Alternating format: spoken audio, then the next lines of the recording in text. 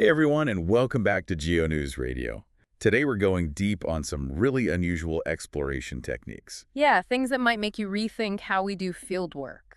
And to help us out with this deep dive, we're tapping into the expertise of Ricardo Valls and his awesome YouTube series. He's got some really creative solutions to common problems. For sure. So listeners, if you ever thought there's got to be a better way to do this or that, Or if you just love seeing some outside-the-box thinking. then you are in the right place. So let's start with something that's become a bit of a game changer in the field. Drones.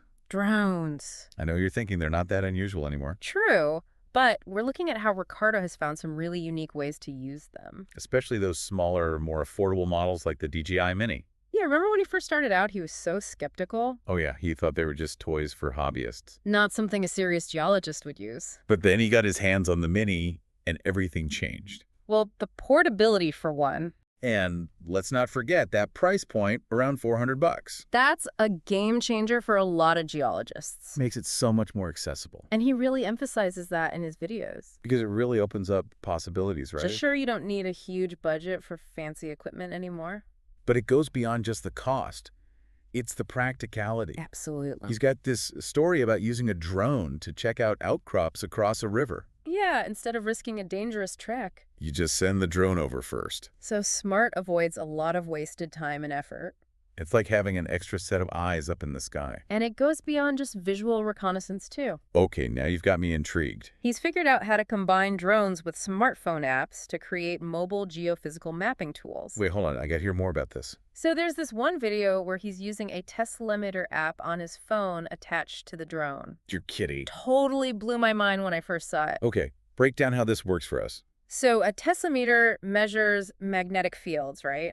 Right. And those can tell us a lot about different rock types. Exactly. Or even potential ore deposits. So by mounting the Teslimeter on the drone, He can fly over an area and create these magnetic maps from the air. that is so cool. And it gets even better. He took it a step further in Mozambique. What did he do? He combined the drone with GPS tracking. Okay. So in a single flight, he was mapping magnetic anomalies, A&D getting elevation data. Wow. Talk about efficiency. Seriously, just imagine the time and effort that saves. No more lugging around heavy equipment through rough terrain. And it's all done in one go. That's incredible. It makes you wonder what other kind of data we could collect with this setup. The possibilities are pretty much endless. Like what?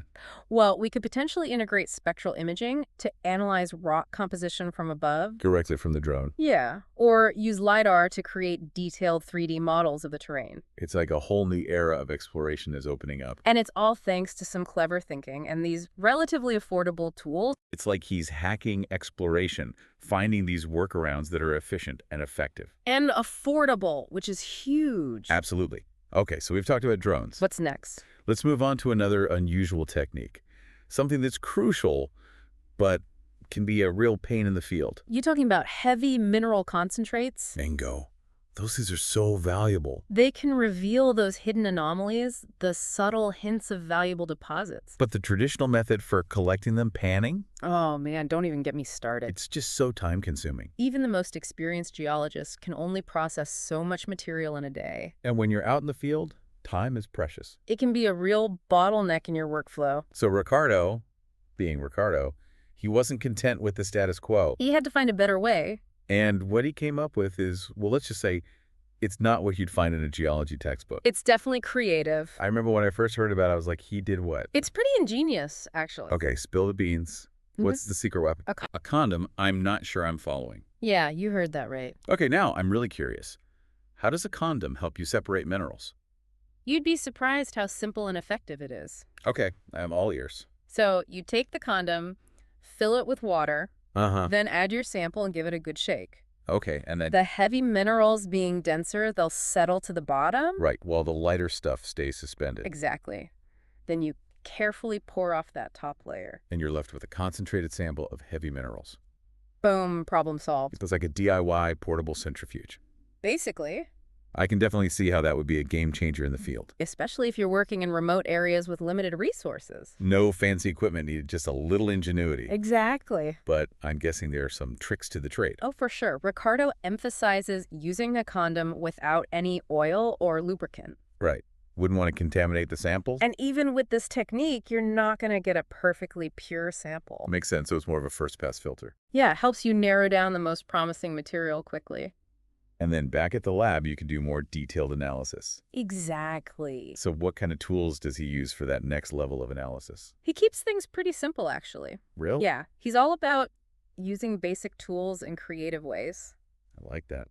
Gotta make do with what you've got. He shows how a simple magnet can separate magnetic minerals like magnetite. From the non-magnetic one. Right. And with a steady hand and a straw, A straw. you can actually isolate individual mineral grains for closer inspection. No way. It's pretty impressive. Love it. He's finding ways to maximize efficiency without sacrificing accuracy. And he's a big fan of those dino-light microscopes. Yeah, I've heard him talk about those. They're great for field geologists. Portable, affordable, and powerful enough to see all those tiny details. Couldn't ask for more. Perfect for examining those heavy mineral concentrates. But all these low-tech solutions are only part of the story. Tell us more. Ricardo also dives into some of the cutting-edge technologies that are changing the game in exploration. Like what? Things like automated mineralogy. Yeah, he showed some really cool examples from labs like SGS and Queen's University. Those machines are amazing. I'm still trying to wrap my head around what they can do. It's like science fiction come to life. So what exactly is automated mineralogy?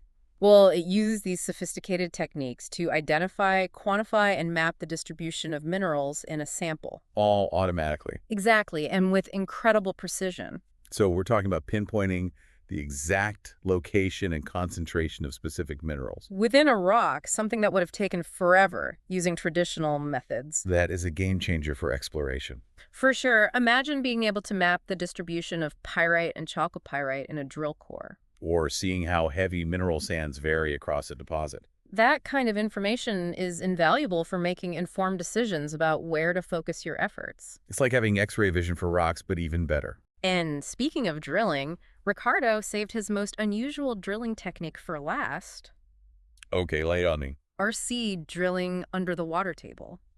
How is that even possible? It's definitely challenging. I can imagine traditional RC drilling relies on air pressure to bring up the rock cuttings. Right, but when you're drilling below the water table, the water floods the hole and messes up the sample. Not ideal. Not at all. You need accurate samples to understand the geology. So how do you solve that problem? That's where the octopod system comes in. Okay, never heard that. It's this really cool piece of equipment that basically creates a seal around the drill hole. Keeping the water out. Exactly, so you can get clean, uncontaminated samples. Wow. He shared a video that shows it in action. It's really helpful for visualizing it. What does it look like?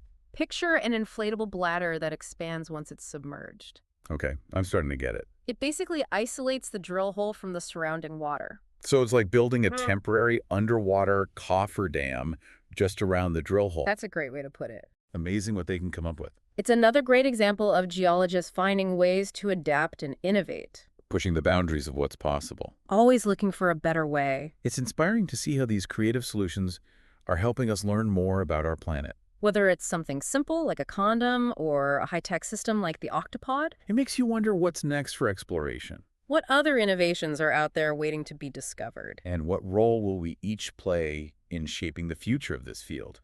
It's exciting to think about. It really is. And on that note, we want to hear from you, our listeners. What innovative techniques have you encountered in your work? What are those aha moments that challenged how you thought about exploration? We'd love to hear your stories and insights. Because the future of exploration depends on our collective creativity. And our willingness to share knowledge and challenge the status quo. So keep exploring, keep innovating, and keep listening to Geo News Radio. We'll be back soon with more fascinating stories from the world of geology. And it makes me wonder what other kind of data we could collect with this setup. Oh, the possibilities are pretty much endless. Like what? Well, we could potentially integrate spectral imaging to analyze rock composition from above. Directly from the drone. Yeah, or use LIDAR to create detailed 3D models of the terrain. It's like a whole new era of exploration is opening up. It's all thanks to some clever thinking and these relatively affordable tools. It's like he's hacking exploration, finding these workarounds that are efficient and effective. And affordable, which is huge. Absolutely. Okay, so we've talked about drones. What's next? Let's move on to another unusual technique. Something that's crucial, but can be a real pain in the field. You talking about heavy mineral concentrates? Bingo. Those things are so valuable. They can reveal those hidden anomalies, the subtle hints of valuable deposits. But the traditional method for collecting them, panning, Oh man, don't even get me started. it's just so time-consuming. Even the most experienced geologists can only process so much material in a day. And when you're out in the field, time is precious. It can be a real bottleneck in your workflow. So Ricardo being Ricardo, he wasn't content with the status quo. He had to find a better way. And what he came up with is, well, let's just say it's not what you'd find in a geology textbook. It's definitely creative. I remember when I first heard about it, I Yeah. was like, he did what? It's pretty ingenious, actually. Okay, you spill the beans. What's a secret weapon? A condom. A condom. I'm not sure I'm following. Yeah, you heard that right. Okay, now I'm really curious.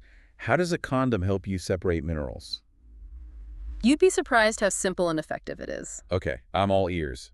So you take the condom, fill it with water, Uh-huh. then add your sample and give it a good shake. Okay. And The heavy minerals being denser, they'll settle to the bottom. right, while the lighter stuff stays suspended. Exactly. Okay. Then you carefully pour off that top layer. And you're left with a concentrated sample of heavy minerals. Boom, problem solved. It's like a DIY portable centrifuge. I can definitely see how that would be a game changer in the field. Especially if you're working in remote areas with limited resources. No fancy equipment needed, just little ingenuity. Exactly. But I'm guessing there are some tricks to the trade. Oh, for sure. Ricardo emphasizes using a condom without any oil or lubricant. Right. Wouldn't want to contaminate the samples. And even with this technique, you're not going to get a perfectly pure sample. Makes sense. So it's more of a first pass filter. Yeah, helps you narrow down the most promising material quickly. And then back at the lab, you can do more detailed analysis. Exactly. So what kind of tools does he use for that next level of analysis? He keeps things pretty simple, actually. Really? Yeah, he's all about using basic tools in creative ways. I like that. Got to make do with what you've got. He shows how a simple magnet can separate magnetic minerals like magnetite. From the non-magnetic ones, Right, and with a steady hand and a straw, a straw. you can actually isolate individual mineral grains for closer inspection. No way. It's pretty impressive. Love it. He's finding ways to maximize efficiency without sacrificing accuracy. And he's a big fan of those dynolite microscopes. Yeah, I've heard him talk about those. They're great for field geologists. Portable, affordable, and powerful enough to see all those tiny details. Couldn't ask for more. Perfect for examining those heavy mineral concentrates. But all these low-tech solutions are only part of the story. Oh, there's more. Ricardo also dives into some of the cutting-edge technologies that are changing the game in exploration. Like what? Things like automated mineralogy. Yeah, he showed some really cool examples from labs like SGS and Queen's University. Those machines are amazing. I'm still trying to wrap my head around what they can do. It's like science fiction come to life. So what exactly is automated mineralogy? Well, it uses these sophisticated techniques to identify, quantify, and map the distribution of minerals in a sample. All automatically. Exactly, and with incredible precision. So we're talking about pinpointing the exact location and concentration of specific minerals. Within a rock, something that would have taken forever using traditional methods. That is a game changer for exploration. For sure, but imagine being able to map the distribution of tyrite and chalcopyrite in a drill core. Or seeing how heavy mineral sands vary across a deposit. That kind of information is invaluable for making informed decisions about where to focus your efforts. It's like having X-ray vision for rocks, but even better. And speaking of drilling, Ricardo saved his most unusual drilling technique for last. Okay, lay it on me. RC drilling under the water table. How is that even possible? It's definitely challenging. I can imagine traditional RC drilling relies on air pressure to bring up the rock cuttings. Right, but when you're drilling below the water table, the water floods the hole and messes up the sample. Not ideal. Not at all. You need accurate samples to understand the geology. So how do you solve that problem? That's where the octopod system comes in. Okay, never heard of that. It's this really cool piece of equipment that basically creates a seal around the drill hole. Keeping the water out. Exactly, so you can get clean, uncontaminated samples. Wow. He shared a video that shows it in action. It's really helpful for visualizing it. What does it look like? Picture an inflatable bladder that expands once it's submerged. Okay, I'm starting to get it. It basically isolates the drill hole from the surrounding water. So it's like building a temporary underwater cofferdam just around the drill hole. That's a great way to put it. Amazing what they can come up with. It's another great example of geologists finding ways to adapt and innovate. Pushing the boundaries of what's possible. Always looking for a better way. It's inspiring to see how these creative solutions are helping us learn more about our planet. Whether it's something simple like a condom or a high-tech system like the octopod, It makes you wonder what's next for exploration, what other innovations are out there waiting to be discovered? and what role will we each play in shaping the future of this field. It's exciting to think about. It really is. And on that note, we want to hear from you, our listeners.